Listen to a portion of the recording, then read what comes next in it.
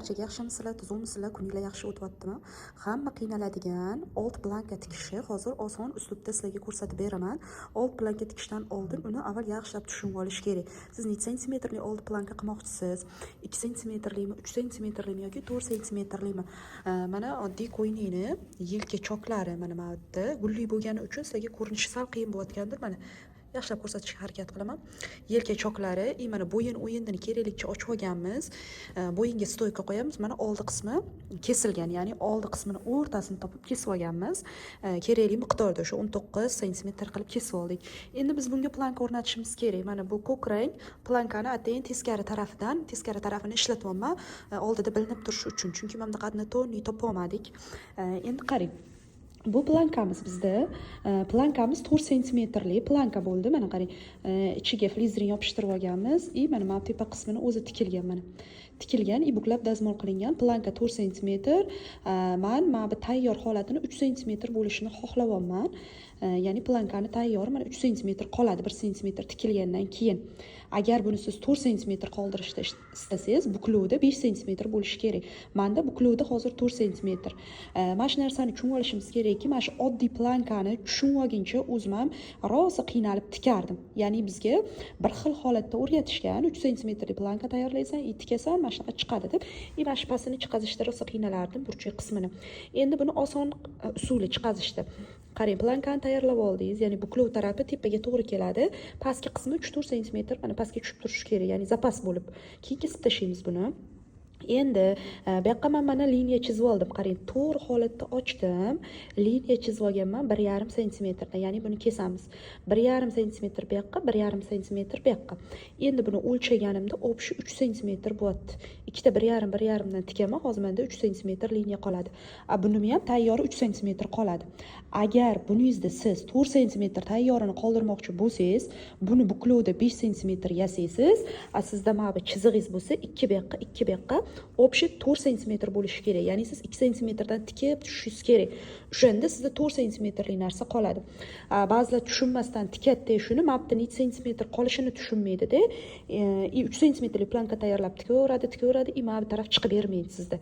Agar siz 2 santimetrlik planka qoldirmoqchi bo'lsangiz, mana bunaqa ingichka planka qoldirmoqchi bo'lsangiz, bu oradagi masofangiz ham 2 qolishi kerak. Ya'ni 1 bu yoqqa, 1 bu yoqqa, obshi 2 santimetr. Tushundingiz-a? Endi mana shuni tushunib olsangiz, oson ketadi. Cho'ntaklarda ham xuddi shunaqa bo'ladi. Endi plankani 5 qoldiradigan bo'lsangiz, 2,5 bu yoqqa. Ya'ni agar 5 qoldiradigan bo'lsangiz, siz endi chokda 2,5 santimetr qilib tikib yormaysiz-da, oradan 1 santimetrda olib tashlab to'g'ri burchak masofa qoldirasiz. O'shanda bu choklaringiz 1,5 dan to'g'ri keladi sizda.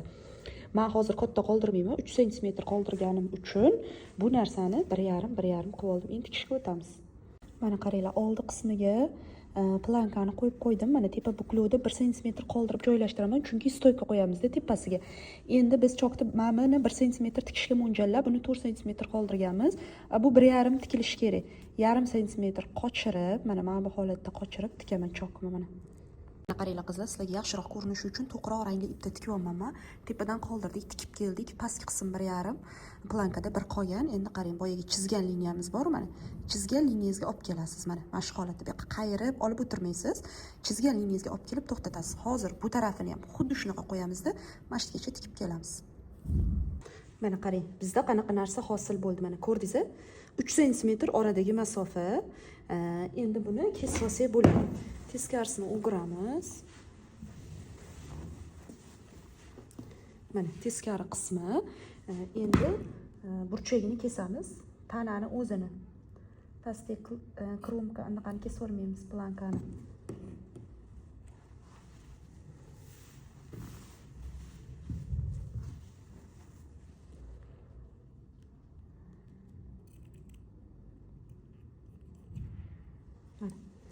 Mana bu holatda kesib oldik. Endi o'nglab olamiz.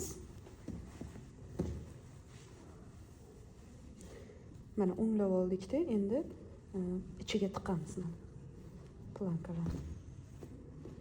O'ng tarafi ustiga chiqadi. Mana shu 3 santimetrlik planka qoldi. O'shani o'rni bu yoqqa tushadi. Hali tikilmasdan mana ko'ryapsiz oldini. Mana burchak qismi bu yoqqa tushadi. hali tikilmasdan mana shu holatda tekis holatda turibdi. Endi buni ag'darib, mana shuni ag'daramiz va bu yoqqa tilcha qismini mahkamlaymiz.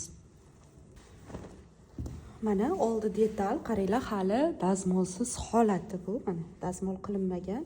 Mana pastki qismi va tepa qism 1 sm stoyka tikish haqqi qolgan, ichki qismi mana.